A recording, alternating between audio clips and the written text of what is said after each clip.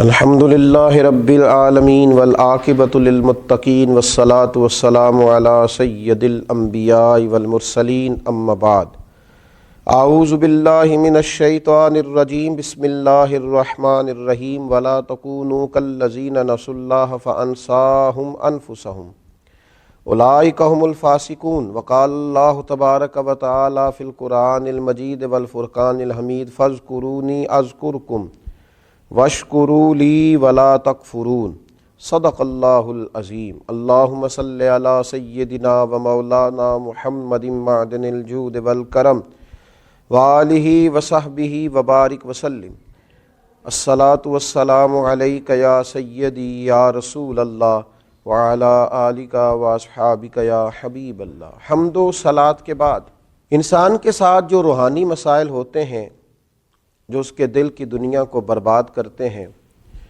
اور اس کے باطن کو اجاڑ دیتے ہیں، ان میں سے ایک بڑا مسئلہ، ایک بڑی بیماری نسیان خالق ہے۔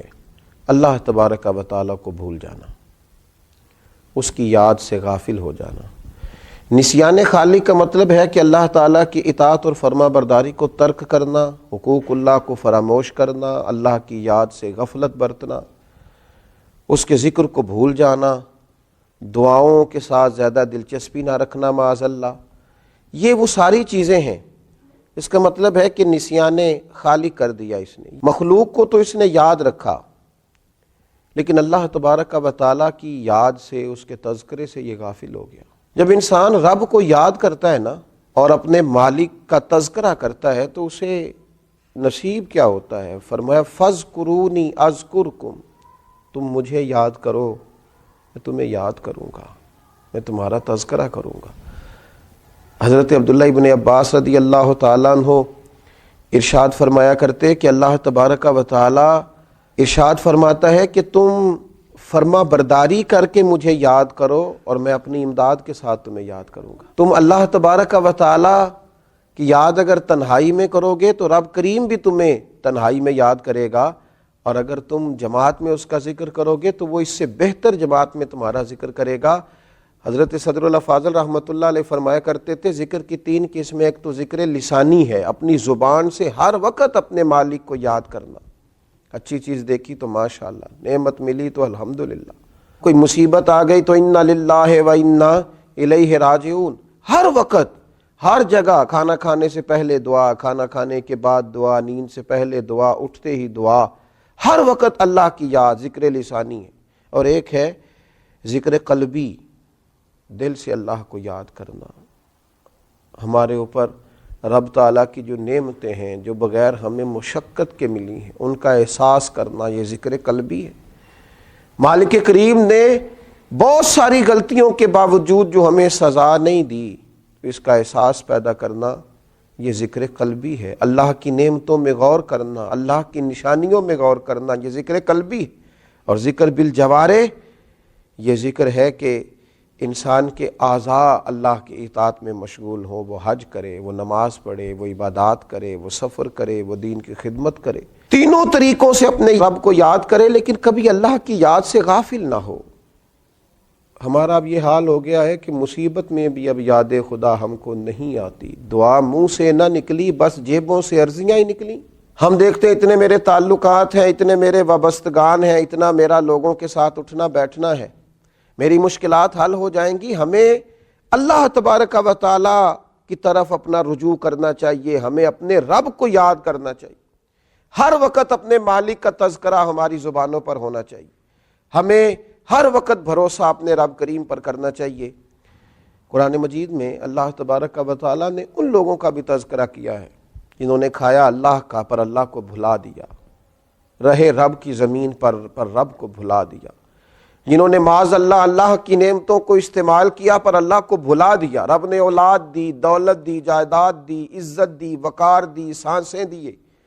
اللہ تبارک و تعالیٰ نے دنیا کی ہر نعمت سے نوازا، پر وہ اللہ کو ہی بھلا گئے، اس خالق کی یاد ہی چھوڑ گئے، اس کا تذکرہ ہی چھوڑ گئے۔ تو اللہ کریم نے فرمایا وَلَا تَكُونُوا كَالَّذِينَ نَسُوا اللَّهَ فَأَنسَاهُمْ أَنفُسَهُمْ، ان لوگوں کی طرح نہ ہو جانا جنہوں نے اللہ کو بھلا دیا، ان کی طرح نہ ہو جانا جو اللہ کو بھلا بیٹھے، فرمایا فَأَنْسَاهُمْ أَنفُسَهُمْ، پھر اللہ نے انہیں ان کا اپنا آپ بھی بھلا دیا، پھر وہ کھو گئے، غرق ہو گئے دنیا کے جھمیلوں میں، الجھ کے رہ گئے دنیا کے معاملات میں۔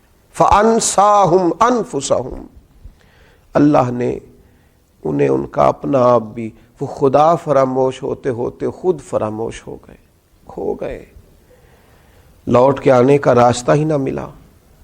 اتنے دنیا کے اندر مست ہوئے کہ الہاکم التکاثر حتی زرتم المقابر، اتنے غافل ہوئے دنیا تلاش کرتے کرتے کہ قبروں کا منہ دیکھ لیا۔ ان لوگوں کی طرح نہ ہو جانا جنہوں نے اللہ کو بھلا دیا، پھر اللہ نے انہیں ان کا اپنا آپ بھی بھلا دیا۔ اولئک هم الفاسقون، رب فرماتے ہیں یہی تو لوگ ہیں جو نافرمان ہیں، یہی تو فاسق ہیں۔ نیکی ہم پر کوئی دوست کر دے، اس کے شکریہ ادا نہ کریں، بگڑ جاتا ہے۔ ماں باپ کئی جگہوں پہ اپنا احسان بتلا کے کہتے ہیں کہ تو میری فرما برداری کیوں نہیں کرتا۔ اساتذہ اپنے حقوق کی بات کرتے ہیں، ہمارے بڑے اپنے حقوق کا تذکرہ کرتے ہیں۔ سب سے بڑا احسان کرنے والے تو اللہ رسول ہیں، لیکن ہم نے رب رسول کو ہی بھلا دیا۔ مہینوں بیت جاتے ہیں عبادت کیے ہوئے، معاذ اللہ مہینوں بیت جاتے ہیں تلاوت کیے ہوئے، اس کی بارگاہ میں ہاتھ نہیں اٹھائے دعا کے لیے، استغفار نہیں کیا۔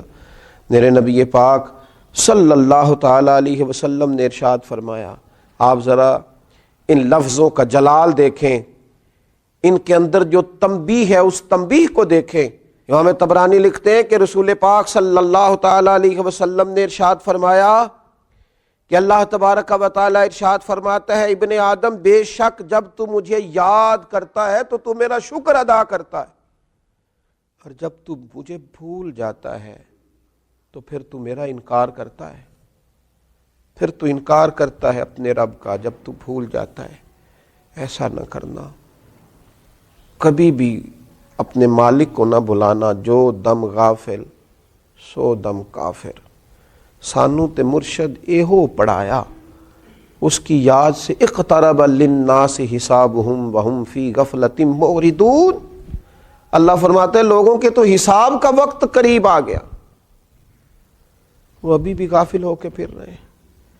نسیان خالق کبھی نہ کریں، اپنے رب کو کبھی نہ بھولیں، اس کی یاد ہو، اس کا تذکرہ ہو، اس کا نام لیا جائے، اس کے لیے تسبیح پڑھی جائے، اس کی بارگاہ میں سجدے کیے جائیں، اپنے مالک کی بارگاہ میں بار بار پیش ہو کے کہا جائے تو ہی ہمارا رب ہے، تو ہی ہمارا مالک ہے، تو ہی ہمیں معاف کرنے والا ہے، تو ہی درگزر کرنے والا ہے۔ اس کی بارگاہ سے عافیت کا سوال کیا جائے۔ اللہ میرے نبی کریم علیہ السلام کی ساری امت کو اپنی یاد کی توفیق دے، اور اللہ تعالی ہم سب کو غفلت سے محفوظ کرے۔ آخر دعوانا ان الحمدللہ رب العالمین۔